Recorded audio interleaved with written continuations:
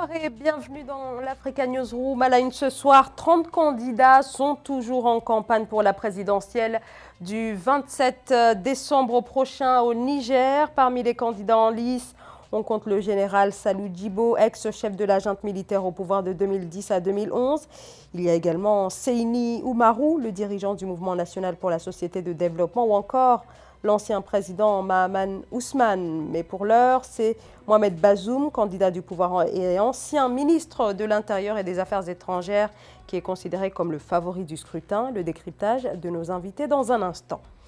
La préoccupante montée de la dette africaine. Dans certains pays, le niveau d'endettement extérieur a doublé depuis 2009, alors que la conjoncture économique mondiale augmente la précarité de la plupart des économies du continent.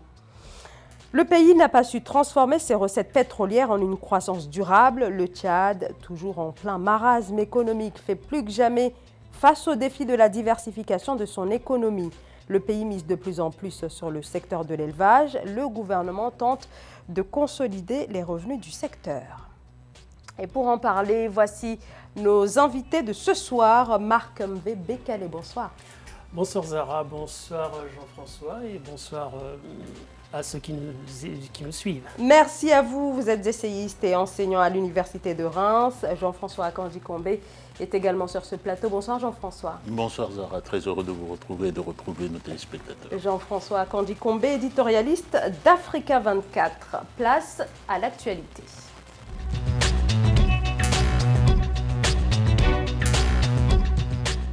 Et dans quelques jours, le 27 décembre, un peu plus de 7 millions d'électeurs seront appelés aux urnes pour le premier tour de l'élection présidentielle au Niger. Des élections couplées aux législatives, mais avant, place à la campagne qui se poursuit pour les 30 candidats en lice, au premier rang desquels Mohamed Bazoum, le candidat du parti au pouvoir, le PNDS, présenté comme étant le favori du scrutin. Fali Mounichi.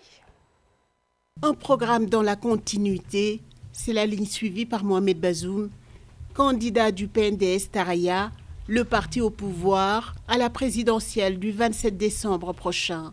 S'il est élu, Mohamed Bazoum devrait poursuivre les grands chantiers lancés par le président sortant, Mahamadou Issoufou.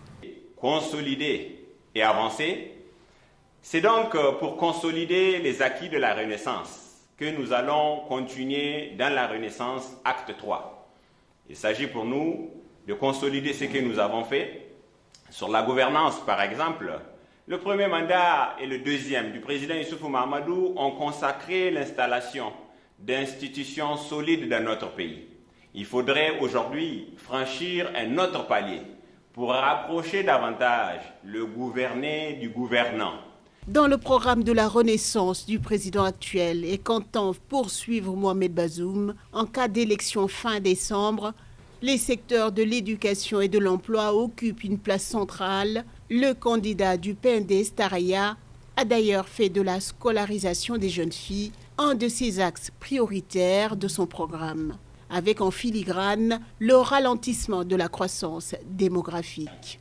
Vous le savez, au Niger, nous sommes l'un des pays les plus féconds au monde. Là aussi, dans notre programme, le président Bazoum promet de construire des internats pour que nos jeunes sœurs puissent être maintenues dans des cycles scolaires, dans des internats, de manière à ce qu'elles puissent accéder à la formation. Lorsque elles auront cette formation, elles auront la chance d'avoir une vie meilleure, puisqu'elles auront là aussi accès à l'emploi. La campagne électorale doit s'achever le 25 décembre. Le président Mahamadou Issoufou passera le pouvoir à un autre civil, une première dans l'histoire du Niger. Un sujet de Fali Mounichi avec les commentaires d'Aïssatou Diamanka Bestlanda. Alors, la campagne électorale Marc M.V. Bekale s'est ouverte le 5 décembre, va se terminer dans quelques jours, mais toujours, bien sûr, sans le principal opposant, Mahamadou, qui a été écarté. Il n'a pas été autorisé, en effet, à se présenter au scrutin présidentiel. Alors, pour l'heure, Mohamed Bazoum est présenté comme étant le grand favori de cette élection. Alors, en plus du fait que le principal opposant ne va pas participer au scrutin, est-ce qu'effectivement, comme le dit l'opposition, il part avec une bonne longueur d'avance par rapport aux autres candidats ? Oui, on peut le penser. On peut penser qu'avec l'élimination et la disqualification du principal opposant, qu'il a devant lui un boulevard. Mais bon, on est en démocratie, les jeux ne sont jamais faits d'avance. Il reste qu'au-delà je dirais, de la disqualification de celui que du côté de l'opposition on attendait, il y a bien sûr l'expérience de Mohamed Bazoum, il y a son parcours, il y a ce qu'il peut apporter à ce pays. Donc c'est quelqu'un qui, bon, bien évidemment, a une histoire politique solide au Niger. Et par conséquent, ce n'est pas seulement l'affaiblissement de l'opposition par la non-présence d'Ama Amadou, hein, n'est-ce pas, qui le consolide. Je crois que son propre itinéraire parle pour lui. Et donc on verra ce que ça donnera. Jean-François. Je partage assez ce que vient de dire mon ami. Bazoum a un profil. Il a un profil qui est à la fois celui d'un homme qui connaît très bien l'État et qui, sans doute, est l'un de ceux qui connaissent le mieux les rouages de l'État. Il a été ministre de l'Intérieur. Et c'est un ministère où, bien sûr, y compris en Afrique et surtout en Afrique, on organise ou on orchestre le contrôle de l'État sur les personnes, les activités, etc. Donc il a ce profil-là, et je suis assez d'accord avec le fait que si le fait qu'on ait exclu le principal candidat de l'opposition, il n'est pas certain que s'il avait participé à la campagne, celui qui serait passé. Mais bon, les élections sont un moment particulier et un moment un peu factice en Afrique. On a entendu des promesses. Les promesses, moi je préfère toujours commenter les actions et regarder les promesses un peu comme dans un rétroviseur à partir des actions pour dire qu'est-ce que vous aviez promis. On a l'habitude de cela. Il faut regarder attentivement ces élections et voir si elles ne se passent pas le plus mal du monde, enfin si ça se passe à peu près bien. Parce que l'enjeu, c'est de voir si un passage de témoin est possible dans des conditions à peu près acceptables. Nous avons besoin de repères en Afrique. Nous avons besoin d'exemples que nous puissions citer, même si ces exemples ne sont pas parfaits. Il est le candidat du pouvoir, il y aura une continuité, comme il le dit, il y aura une sorte de continuité par personne interposée, d'une certaine manière, mais il est intéressant de voir que la campagne se déroule quand même dans des conditions à peu près apaisées. Les arguments que l'on fait valoir, ce sont des arguments normaux dans une campagne électorale où c'est la compétition, bien sûr, c'est la compétition démocratique. Maintenant, ce sont les Nigériens qui vont décider, et tout ce qu'on peut espérer, et je n'ai pas de raison d'en douter, tout ce qu'on peut espérer, c'est que le résultat qui sera proclamé sera conforme à ce qui sera dans les urnes. Et ça, c'est un enjeu essentiel. Et l'opposition, bien sûr en doute, puisqu'elle reproche à la CENI d'être inféodée au parti au pouvoir. Comme malheureusement partout en Afrique. Mais il reste que le premier point faible de l'opposition, c'est de partir à ces élections en rang dispersé. Et pourquoi ? Parce que, et c'est ça qui est regrettable, on a l'impression que au sein de l'opposition, c'est un jeu d'ego, c'est un jeu de mise en scène narcissique. Pourquoi ? Même, comme on l'a dit tout à l'heure avec l'élimination d'Ama Amadou, l'opposition aurait pu s'organiser pour présenter un candidat unique et qui aurait pu éventuellement faire contrepoids au candidat du pouvoir. Donc là, en tous les cas, et c'est vrai que la politique, c'est un monde compliqué qui peut être parfois cruel, ce qui fait que souvent, c'est le parti au pouvoir ou les hommes au pouvoir vont d'une certaine manière s'organiser pour verrouiller le pouvoir. Et Et d'ailleurs, le modèle institutionnel qui a été mis en place dans la plupart des pays africains se prête justement à cette stratégie de verrouillage qui est héritée, n'est-ce pas, pour la plupart de la Ve République française.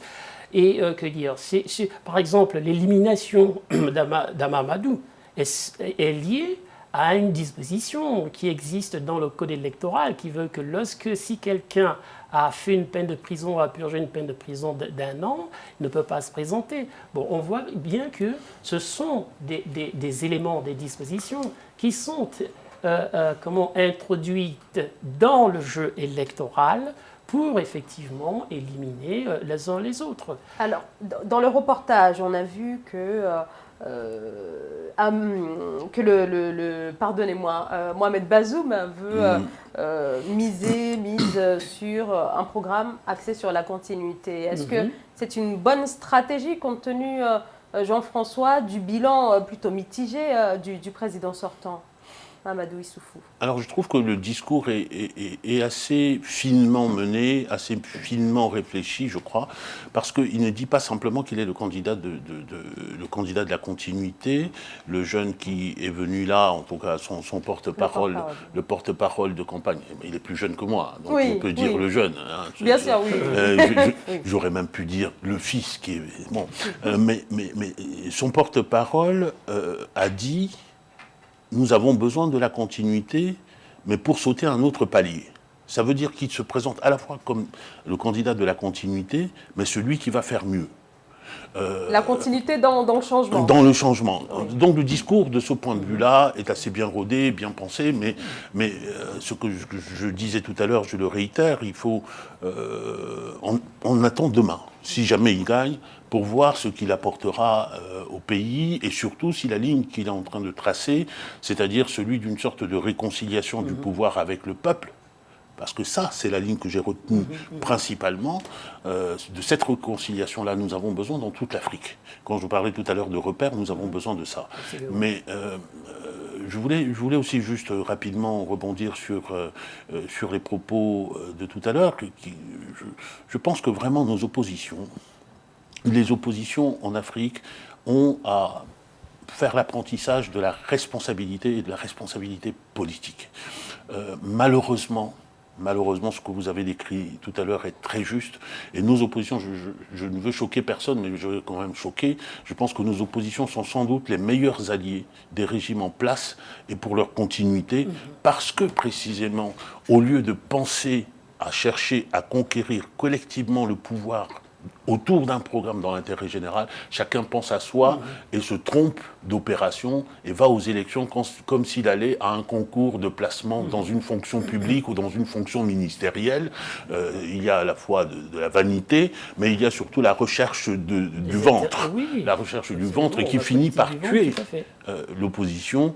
Et quand on entend les chiffres faramineux du nombre de candidats à la présidentielle et qu'on connaît la difficulté de la tâche, on se dit « Ah, quel beau continent où il y a de l'engouement pour des fonctions aussi difficiles et aussi prenantes que le président de la République. » Mais pour nos oppositions ont, je le répète, à faire cet apprentissage-là qui est une sorte de mue douloureuse pour eux, mais être au pouvoir, ça ne veut pas dire simplement être président de la République, aller au présidentiel, on peut servir son pays autrement. Marc Mvebekele.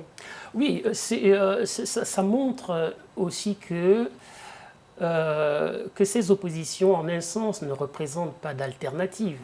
Ne représentent pas d'alternative en ce sens que lorsqu'on est véritablement mu par la volonté de transformation de son pays, ou du moins on veut le mener vers le développement parce que c'est d'abord l'enjeu dans la plupart des pays africains.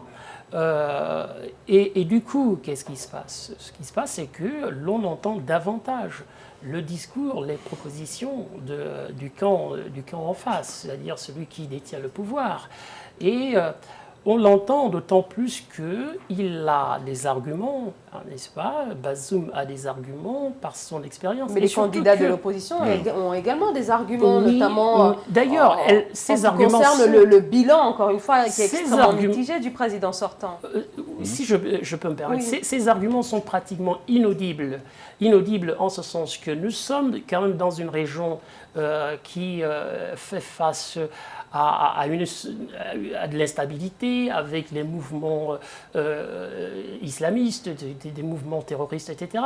Et que lorsqu'on est face on a devant quelqu'un comme Bazoum, n'est-ce pas, qui était pratiquement l'architecte de la lutte contre le terrorisme dans le pays et dans la région. Et c'est vrai qu'il faut regarder finement les réalisations qui ont été faites dans le pays. À quel niveau Mahamadou Issoufou a mené le pays. Quelles sont les avancées en termes économiques et sociaux. Donc à partir de là, c'est vrai qu'on peut argumenter. Mais il reste que lorsqu'on va, comme je le disais tout à l'heure, éparpiller en rang dispersé, on devient inaudible. Et puis, en un sens, les programmes, les plateformes politiques se chevauchent, se rencontrent. On propose quasiment la même chose. Vous voyez, alors qu'il faut mettre en commun un plan de, je ne sais pas lequel, un plan de réforme ou un programme commun, n'est-ce pas, qui va solidifier une candidature. Donc, pour vous, il aurait fallu une candidature commune à l'opposition. Jean-François Candicot. C'est toujours souhaitable. C'est toujours souhaitable de procéder au rassemblement. Et comme vous parliez tout à l'heure du fait qu'il était reproché le bilan, vous parliez de la question du bilan, je pense que l'opposition nigérienne serait bien inspirée de réorienter sa campagne d'angle. Parce qu'après tout, Monsieur Bazoum n'est pas Issoufou. Bazoum n'était pas à la tête du pays. Il était un ministre, donc en charge d'un portefeuille, mais agissant sous l'autorité du chef de l'État et devant obéir aux consignes du chef de l'État. Donc vous ne pouvez pas tout cibler. Il y a un problème de ciblage. Vous ne pouvez pas tout miser sur le bilan en ayant M. Bazoum en face.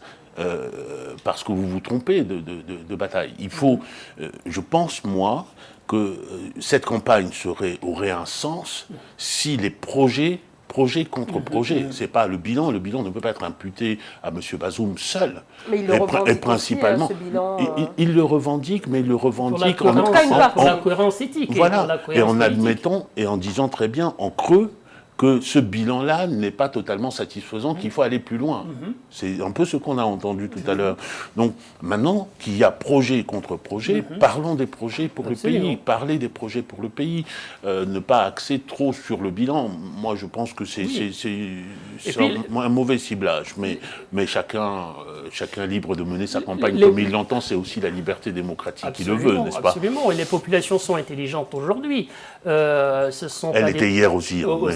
Voilà, bon, du coup, parce qu'avec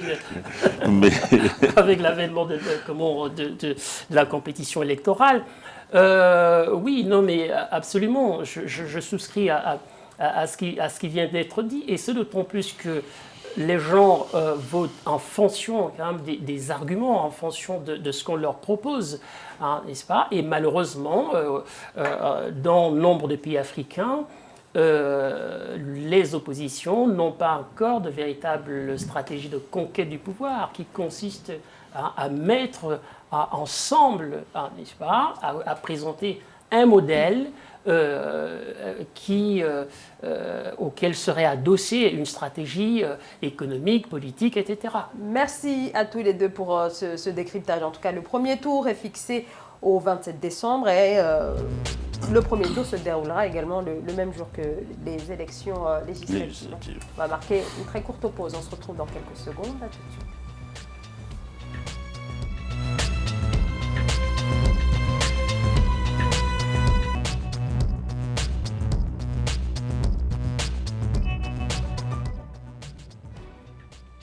De retour dans l'Africa Newsroom, Marc Mvé Bekale est essayiste et enseignant à l'Université de Reims. Jean-François Candicot, éditorialiste d'Africa 24, nous accompagne depuis le début de cette émission. Et tout de suite, le grand angle.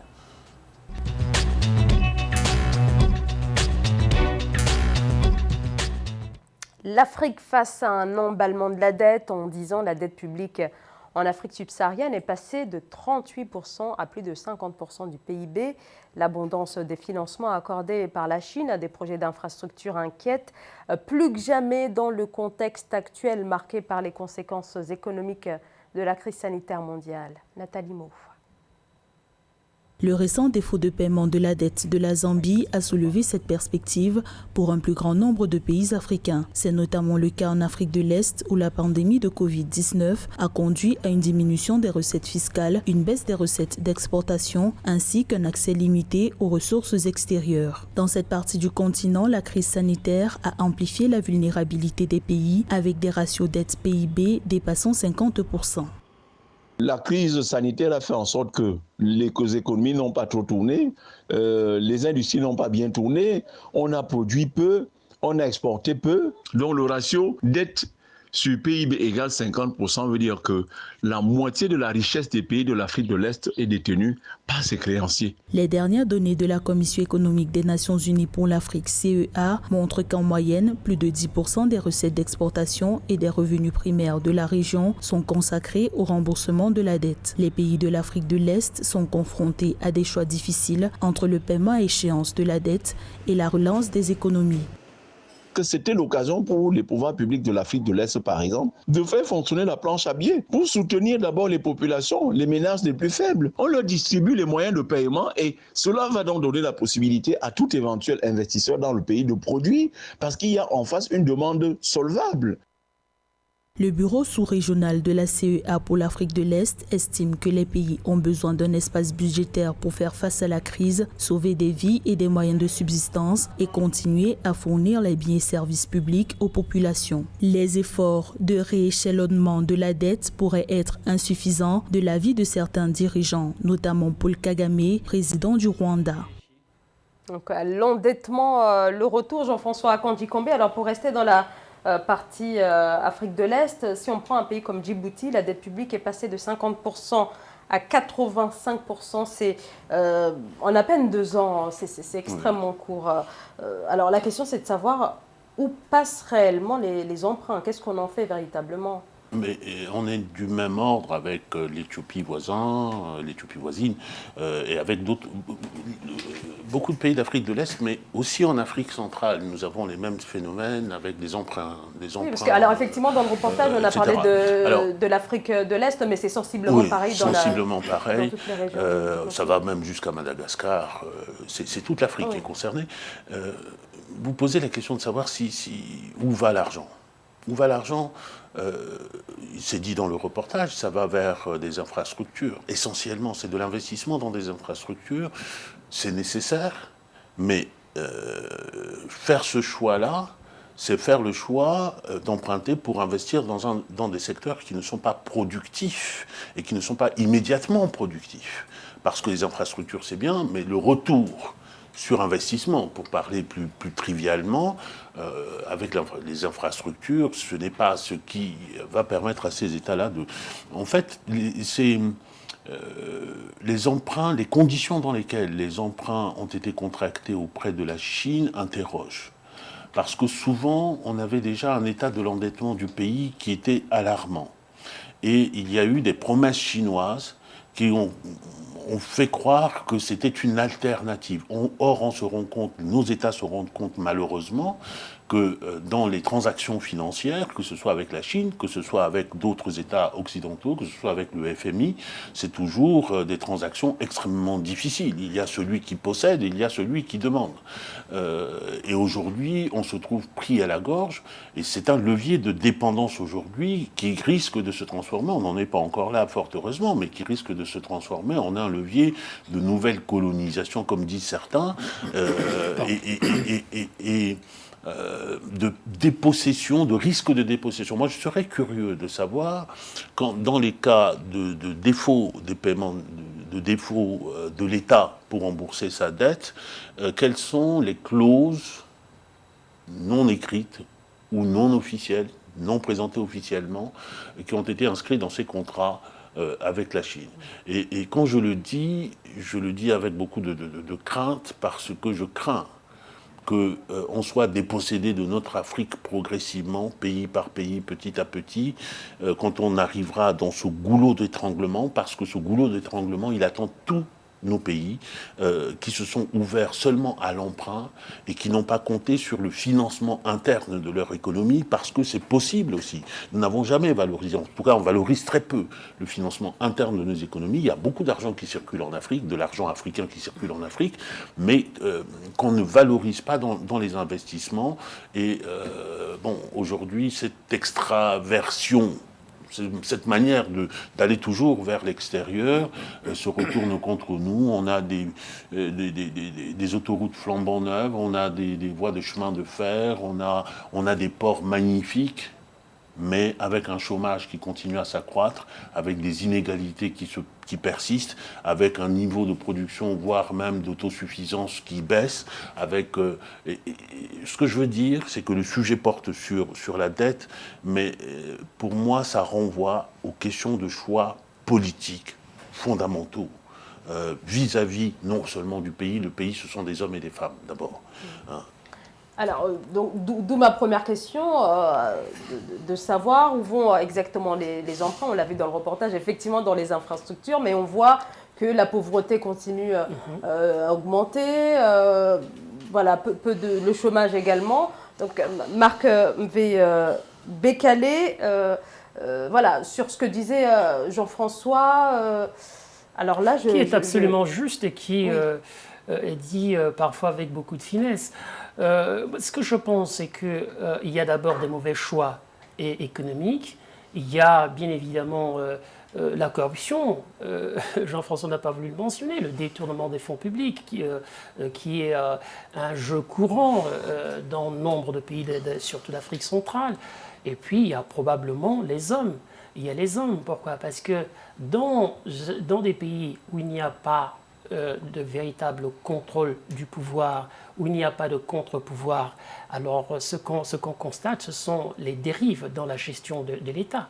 Et donc, vous posez la question où va l'argent, comment sont utilisés les fonds, les emprunts. Donc, il manque une véritable stratégie à la fois effectivement investir dans les infrastructures, mais aussi dans certains secteurs prioritaires. On le voit parce que le document que nous venons de voir fait le lien entre la récession qui frappe les économies du monde et la pandémie. Et la pandémie, qu'est-ce qui a été fait au niveau européen ? On a vu qu'en Europe, l'Union européenne a pris des mesures extraordinaires. C'est-à-dire que l'Union européenne a mis en place un double plan, un plan pluriannuel qui court, je crois, de 2021 à 2027 et qui s'élève à plus d'1 milliard, de 1000 milliards d'euros. Des plans de relance de 750 milliards d'euros pour chaque pays. On voit que là, tout cela s'inscrit dans une stratégie de relance des économies. Tout cela est encadré effectivement par des mesures qui intègrent, qui comprennent par exemple le respect de la démocratie, le respect des droits de l'homme, etc. Pourquoi ? Parce qu'on sait que lorsqu'on met de l'argent, des fonds à disposition des États où il n'y a aucun contrôle, on constate des dérives. C'est-à-dire que cet argent, ces fonds ne sont jamais affectés, n'est-ce pas, aux projets pour lesquels on les alloue. Et donc, malheureusement, pour moi, les choses sont très simples. Il y a un problème d'expertise. Un problème d'expertise, un problème de probité d'hommes qui sont au pouvoir, qui doivent gérer justement les emprunts. Donc, vous voyez, et je crois, c'est d'ailleurs, je lisais un article dans la semaine d'Estelle Duflo, n'est-ce pas, prix Nobel d'économie, qui disait qu'il faut un plan Marshall pour l'Afrique. Mais bon, plan Marshall, je ne dirais pas pour quoi faire. Est-ce qu'on peut organiser, on peut envisager tous les plans possibles à partir de l'instant où il n'y a pas un contrôle citoyen à travers justement les élections démocratique dans les pays, les choses ne peuvent pas avancer. Parce que ce qui permet justement aux dirigeants de mieux articuler leurs projets économiques, c'est parce qu'il y a la sanction du vote. Il y a la sanction des populations. Jean-François Kandji-Combé. Alors, en prenant comme socle ce qui vient d'être dit par Marc, avec lequel je suis d'accord, je dirais que il y a la question des garanties, je reviens encore là-dessus. On n'emprunte pas n'importe comment. Le problème, c'est l'opacité des mécanismes de garantie des prêts chinois. Et c'est ça qui peut faire craindre le pire, parce que aucun État et aucun investisseur, enfin aucun bailleur de fonds ne prête sans avoir de garantie que cet argent sera remboursé, parce que lorsque l'État est en défaut de paiement, on active les mécanismes de garantie pour que le prêteur d'hier puisse rentrer dans ses fonds. Et je crains que notre sous-sol, que nos sous-sols en Afrique, que nos moindres richesses en Afrique, demain, ne nous appartiennent plus. Par ce jeu-là des garanties dans des systèmes qui sont opaques. Maintenant, en ce qui concerne l'investissement, je veux revenir plutôt sur le plan économique, parce que la bonne gouvernance est nécessaire, et sur ce plan-là, Marc a déjà répondu. Mais sur le plan économique, l'utilisation de la dette, en tout cas des emprunts, le moment que nous traversons avec le Covid-19 est un moment de vérité peut-être dramatique.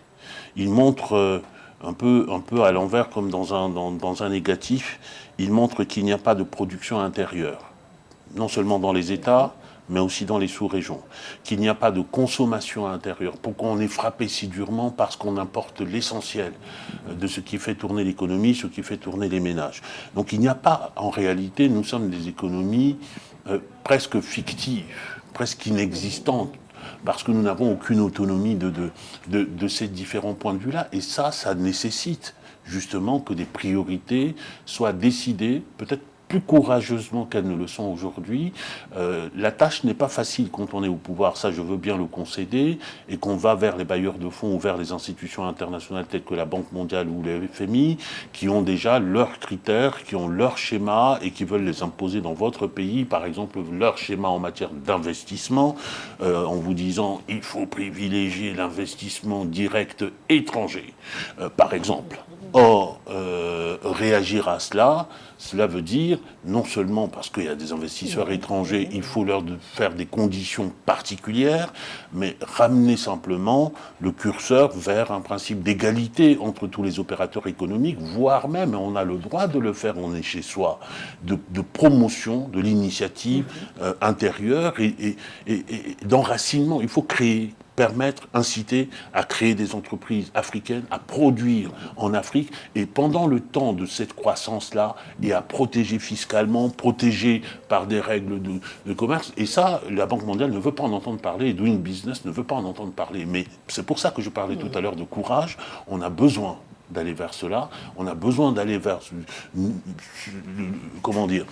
un univers où on muscle nos économies pour affronter la compétition internationale, parce que quand bien même on nous développe des discours qui consistent à nous dire que nos meilleurs alliés de demain, ce sont la Chine, la Russie, tel pays, notre meilleur allié ne peut être jamais que nous-mêmes. De toute façon, chaque pays est mu par ses intérêts. De Gaulle le disait si bien qu'il n'y a pas d'amitié entre pays, mais il y a des intérêts économiques. Et moi, je pense que ce que je peux ajouter à ce que Jean-François vient de dire, c'est la faiblesse des expertises nationales.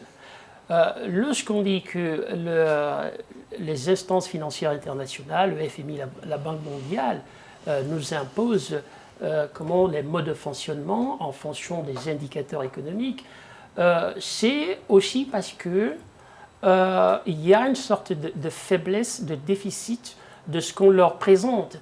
Pourquoi? Parce que vous allez voir que dans nombre de pays africains, lorsqu'il y a un projet, lorsqu'il y a des démarches de financement, tout cela est construit et parfois mené par des experts étrangers. Et donc à partir de là, je crois que lorsque l'expertise nationale des pays africains prend les choses à bras-le-corps, n'est-ce pas, montent des projets qui sont en lien avec des indicateurs du pays, avec ce qu'on va appeler les réalités du pays, qu'est-ce qu'on verra? On verra que, justement, pour optimiser le marché intérieur, pour le renforcer, pour le consolider, il faut un capital humain.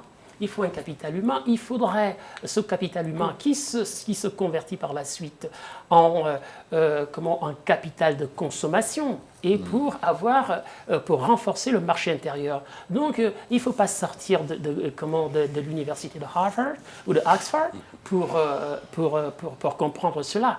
Alors, tout simplement, je pense que l'un des premiers enjeux du socle ici, il y a d'abord la question d'éthique, la question de probité et derrière vient l'expertise de ceux qui sont censés porter ces projets.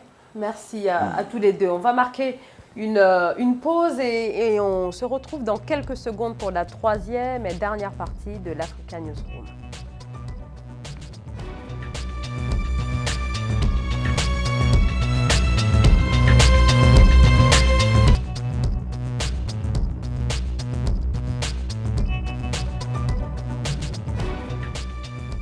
Merci de nous rejoindre pour cette dernière partie de l'Africa Newsroom. Marc Mvebekale, essayiste et enseignant à l'Université de Reims, et l'éditorialiste Jean-François Akanji-Kombe sont toujours avec nous et on passe au Zoom.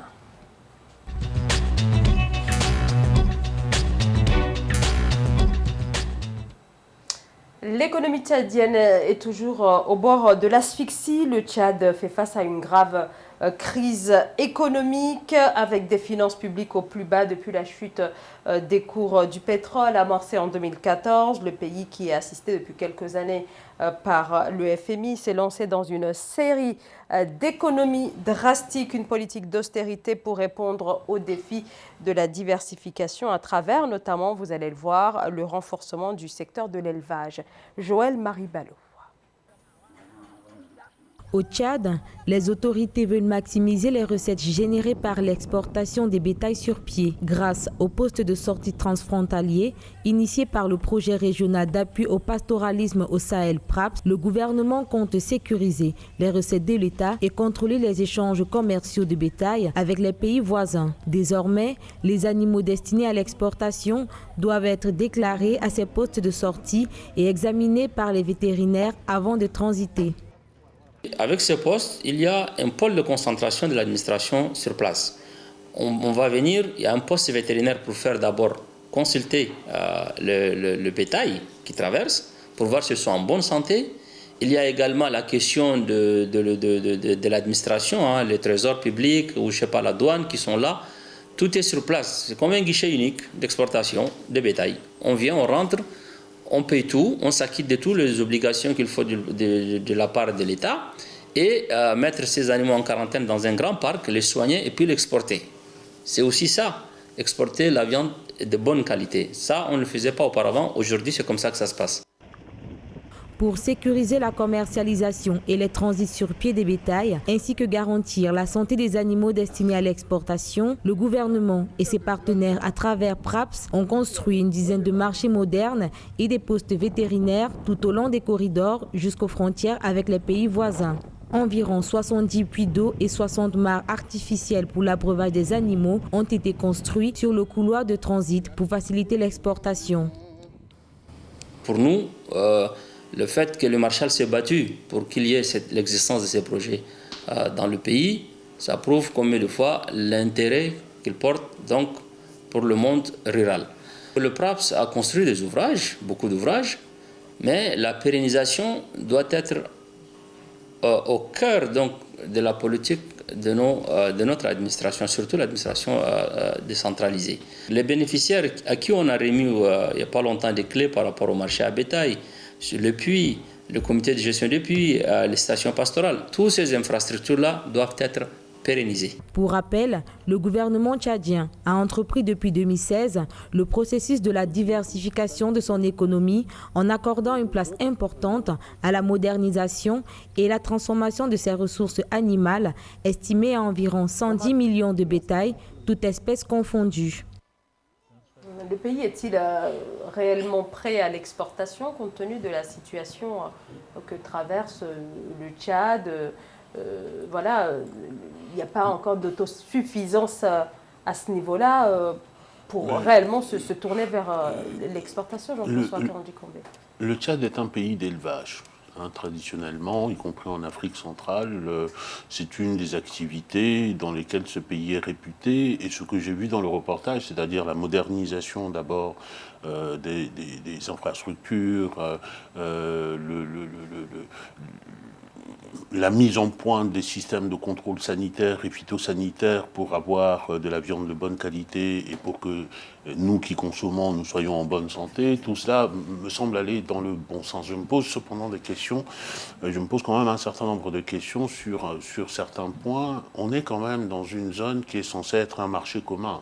Nous sommes dans la CEMAC, la Communauté économique et monétaire d'Afrique centrale, ou la CEAC, et normalement le principe de cette communauté-là, c'était la libre circulation à l'intérieur de la zone. Sans libre circulation, ça veut dire la circulation des bétails, en l'occurrence, sans droit de douane et sans taxe d'effet équivalent. Et donc, ça questionne lorsqu'on voit que le dispositif qui est retenu, notamment, il s'accompagne d'un système administratif pour que l'exportation fasse l'objet du paiement de droits d'exportation. En principe, ça devrait être incompatible avec cette zone-là. Ça pose tout le problème de la logique, en fait, qu'il y a entre les vraies logiques de développement des pays, et qui restent encore des logiques de développement d'États seuls, souverains, y compris économiquement, avec des frontières économiques, et qui ne sont pas encore, en fait, c'est une sorte de discours hors sol et hors réalité quand on nous dit que nous sommes dans une zone intégrée économiquement. Alors ça, c'est la première question que ça me fait me poser. L'autre, c'est que quand on parle des pays voisins s'agissant du Tchad, il faut entendre essentiellement peut-être les pays qui sont de l'autre côté, qui ne sont pas membres de la CEMAC, c'est-à-dire le Niger, etc. Sauf que le Niger aussi, c'est un pays d'élevage. Donc, pour la raison simple qui est que nous avons une zone ici tout autour du Tchad, qui est une zone, du point de vue sécuritaire, qui est une zone d'insécurité. Et dans l'insécurité, le commerce ne fonctionne pas et l'économie ne peut pas, la libre circulation ne peut pas se dérouler. On en a le souvenir des opérations qui ont été menées contre Boko Haram, que ce soit au Nigeria ou que ce soit au nord du Cameroun, à la frontière. Et le Tchad, quand il se tourne vers la République centrafricaine, toute sa frontière avec la République centrafricaine avec d'autres pays. Donc on est dans une zone où les efforts qui sont faits sont intéressants, sont à encourager, mais il faudrait je pense qu'il faudrait peut-être plus collectivement essayer d'arriver au bout de ces problèmes-là et de monter en puissance ensemble. C'est pas encore possible, probablement, totalement pour l'instant, mais voilà, les premières réactions que me suggère le sujet, il y a du bon, voire même du très bon, mais le chemin vertueux doit être suivi ensemble. Marc Webekale. Moi, je suis très étonné de savoir que c'est maintenant que le gouvernement ou l'État tchadien met en place un dispositif de sécurisation de l'industrie du bétail dans le pays. Parce que on a toujours imaginé et perçu, d'ailleurs vu le Tchad comme étant foncièrement un pays agricole, un pays d'élevage, et surtout l'élevage bovin. Et donc j'étais très étonné de constater qu'il n'y avait pas de véritable stratégie d'exportation ou de véritable stratégie qui s'articule autour justement de l'élevage bovin. Ce d'autant plus que moi je sais, étant d'origine gabonaise, on a toujours consommé la viande d'origine tchadienne, etc., etc. Oui, bah, je crois qu'il n'est jamais trop tard pour bien faire. La mise en place d'un guichet unique pour l'exportation et la sécurisation, n'est-ce pas, du bétail. Ce sont des mesures très importantes qu'il faut saluer. Mais cependant, je pense que puisqu'il y a derrière la question de l'exportation clandestine des bœufs, etc., et je crois qu'il convient de mettre, d'élaborer des politiques communes, ce d'autant plus que nous sommes dans une région ou sous-région qui est censée être économiquement intégrée. Il s'agit de mettre en place des mesures collectives, des mesures qui feront en sorte qu'il y ait un meilleur contrôle. Et ce qui est très étonnant aussi, c'est de voir qu'il n'y a pas les circuits ne sont pas garantis. Et c'est ce qui ressort plus ou moins du document qu'on vient de voir, les circuits commerciaux, etc., etc. Alors que nous, on sait que l'élevage bovin, ça fait partie des atouts compétitifs, n'est-ce pas, d'un pays comme le Tchad, dans la sous-région. Et bon, ben voilà. Et ce qui est encore là étonnant, c'est de savoir qu'il y a ces difficultés qui sont probablement aussi liées non seulement aux problématiques de la pandémie, du Covid, de la pauvreté, etc., etc. Les gens essaient de survivre comme ils le peuvent, se mettent en place des circuits commerciaux clandestins, parce que si l'on réussit à sortir la viande ou du bétail du Tchad pour, je ne sais pas, le Nigeria ou autre pays, c'est tout simplement qu'il y aurait des réseaux clandestins bien établis. Il appartient au gouvernement, aux États de la sous-région de mettre en place des outils communs pour lutter contre ce qui entrave, ce qui constitue un obstacle justement à un pan de l'économie du Tchad. Il y a vraiment un enjeu collectif, et je suis assez d'accord avec ça. La voie de sortie ne peut être que collective. Dans le sujet tout à l'heure, on parlait plutôt d'échanges à l'intérieur de la CEMAC avec les États de la sous-région. Je pense que c'est pas là la difficulté. On parlait notamment d'un guichet unique, mais qui a été un guichet unique tchadien pour toute exportation vers n'importe quel pays. Or, nous sommes dans une zone d'intégration économique et normalement, les frontières ont été repoussées aux frontières extérieures de la zone. C'est lorsqu'un produit entre dans la zone ou sort de la zone qu'on peut percevoir des droits de douane ou des droits à l'exportation ou à l'importation. Et à partir de ce moment-là, la problématique de guichet unique est une problématique nécessaire, mais elle se situe au niveau de la région, se situe au niveau de la zone, et ça veut dire le concours de tous les pays de la zone, notamment de la CEMAC, pour pouvoir mener ce dispositif-là à bon port. Mais ça veut dire aussi qu'il faut apporter la garantie aux États, à tel État d'où partent les marchandises, en l'occurrence les bétails, pour aller vers le Nigeria, par exemple, l'exemple que tu as pris qui est hors zone, que cet État-là soit assuré que lorsque la communauté, le guichet unique aura perçu les droits, que ces droits seront reversés. Ce que je veux dire par là, c'est que il faut aussi regarder si les conditions aujourd'hui matérielles et très concrètes sont réalisées pour que les enjeux de l'économie régionale et intégrée puissent... Alors, je sais bien qu'on est sur la voie. La CEMAC vient de se renouveler, vient de mettre en place de nouvelles institutions, vient de mettre en place de nouvelles procédures, etc. Il faudra un certain temps pour que tout cela se lance, mais je le dis ici, parce que je sais qu'ils nous écoutent tous, pour qu'ils soient aussi conscients du fait que ce n'est pas seulement une réforme institutionnelle qui change les choses, ou une réforme des procédures, et que la question des politiques communes, c'est-à-dire la question du socle commun, est essentielle. une intégration économique, où que ça se passe dans le monde, que ce soit en Europe, que ce soit en Amérique, le levier intégrateur et le facteur intégrateur, c'est de décider de mettre en commun nos ressources dans le cadre d'une politique commune. Et cette politique commune ne peut être que la politique agricole. Il y a des complémentarités entre les pays de la CEMAC. Là, nous avons vu par exemple des bovins.